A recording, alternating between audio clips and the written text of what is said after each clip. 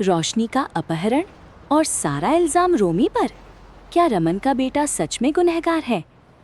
परम ने बिछाया ऐसा जाल जिसमें बेगुनाह फंसेगा और असली मुजरिम बच निकलेगा। इशिता के हाथ लगा वो रुमाल जो सब कुछ बदल देगा, पर सच्चाई अभी भी अंधेरे में है।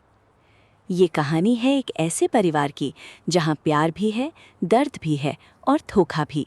जहाँ एक तरफ रमन अपने परिवार को एक साथ रखने की कोशिश कर रहा है, वहीं दूसरी तरफ कुछ लोग उस परिवार को तोड़ने के लिए दिन रात एक कर रहे हैं। और इस बार उनका निशाना है रोशनी। सिम्मी और परम की नई साजिश। घर के एक कोने में सिम्मी और परम चुपचाप बैठे हैं। उनके चेहरे पर एक खतरनाक मुस्कान है। सिम्मी, जो हमेशा से अपने मतलब के लिए किसी को भी इस्तेमाल करने में माहिर रही है, इस बार भी एक नई चाल सोच रही है। सिम्मी परम की तरफ देखती है और कहती है, परम जी, मैं आपके साथ हूँ। और सोचिए, अगर हम उसी को अपने जाल में फंसा लें जो सबसे ज़्यादा कीमती है इस घर में, तो मज़ा कितना ज़्यादा होगा। परम उसकी बात सुनकर मन ही मन सोचने लगता है। उसके दिमाग में तरह तरह के ख्याल आते हैं। वो जानता है कि रोशनी इस घर की सबसे नाजुक कड़ी है, और अगर रोशनी को अपने काबू में कर लिया तो पूरा खेल उनकी मुट्ठी में होगा। परम धीरे से कहता है, हाँ, मुझे कुछ दिमाग लगाना होगा। ये काम बहुत सोच समझ कर करना पड़ेगा। रूही और रमन की बातचीत और एक अहम आइडिया। इसी वक्त रूही अपने पापा रमन से बात कर रही होती है। रूही का दिल साफ है और वो चाहती है कि घर में शांति बनी रहे। वो रमन से कहती है, पापा, इसमें इशिमा की कोई गलती नहीं है, वो तो बस रोशनी की फिक्र करती है। रमन थोड़ा रुककर पूछता है, तो फिर ये कैमरे वाला क्या मामला है? रूही समझाती है, पापा, इशिमा ने घर में कैमरा इसलिए लगवाया है ताकि रोशनी पर नज़र रखी जा सके। वो बस ये सुनिश्चित करना चाहती है कि रोशनी सुरक्षित रहे। ये सुनते ही रमन का मिजाज बदल जाता है। उसके अंदर का गुस्सा बाहर आने लगता है।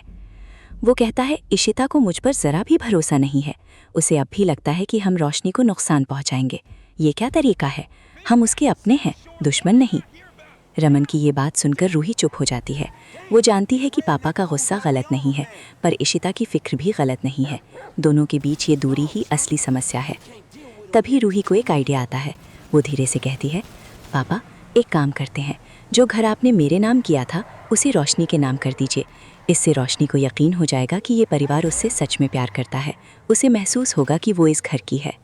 रमन एक पल के लिए रुकता है। रूही की बात उसके दिल को छू जाती है। उसे एहसास होता है कि उसकी बेटी कितनी समझदार है। परम का जाल बिछाना शुरू। उधर परम ने अपना प्लान तैयार कर लिया है।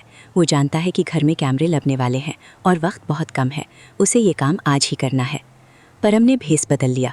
उसने ऐसा रूप धारण किया कि कोई भी उसे पहचान ना सके। वो धीरे धीरे रोशनी के पास पहुंचा। इसी दौरान इशिता रोशनी के पास बैठी उसे खाना खिला रही होती है। रोशनी इशिता से कहती है, आप जाइए, आपकी इमरजेंसी है। मैं कोई छोटी बच्ची नहीं हूँ, अपना ख्याल खुद रख सकती हूँ। कैमरा लगाने वाले आएंगे तो मैं संभाल लूँगी। डोंट वरी, आप बिल्कुल चिंता मत कीजिए। इशिता थोड़ी झिझकती है, पर रोशनी के बार बार कहने पर वो चली जाती है। और यही वो गलती बन जाती है जिसका परम को इंतज़ार था। जैसे ही इशिता वहाँ से गई, परम ने मौका देखा। वो भेस बदलकर रोशनी के पास आया और बोला, मैम, एक गिलास पानी मिलेगा? रोशनी बिना किसी शक के पलटी, और बस यही उसकी सबसे बड़ी भूल हो गई। जैसे ही वो पानी देने के लिए मुड़ी, परम ने तेज़ी से एक नशीला कपड़ा उसके चेहरे पर दबा दिया। रोशनी कुछ समझ पाती, कुछ चीख पाती, इससे पहले ही उसकी आंखें बंद हो गईं और वो वहीं बेहोश होकर गिर पड़ी। ज़मीन पर गिरते वक्त उसके हाथ से कुछ छूट गया। R2 लिखा एक रुमाल। यही रुमाल आगे चलकर सबसे बड़ा सबूत बनने वाला था, पर गलत इंसान के खिलाफ। परम की चालाकी, सबूत रूमी पर। परम ने फटाफट रोशनी को एक बड़े कपड़े से ढक दिया ताकि किसी को शक ना हो। वो उसे बहुत आराम से, बड़े इत्मीनान से बाहर की तरफ ले जाने लगा। रास्ते में कुछ औरतों ने देखा, पर वो समझ नहीं पाई। तभी एक गार्ड आया और पूछा, सर, सब ठीक है? परम ने बिल्कुल शांत आवाज़ में जवाब दिया, हाँ, इनकी तबीयत थोड़ी ठीक नहीं है, हॉस्पिटल ले जा रहे हैं। गार्ड को कोई शक नहीं हुआ और परम आराम से रोशनी को लेकर निकल गया। परम के चेहरे पर जीत की मुस्कान थी।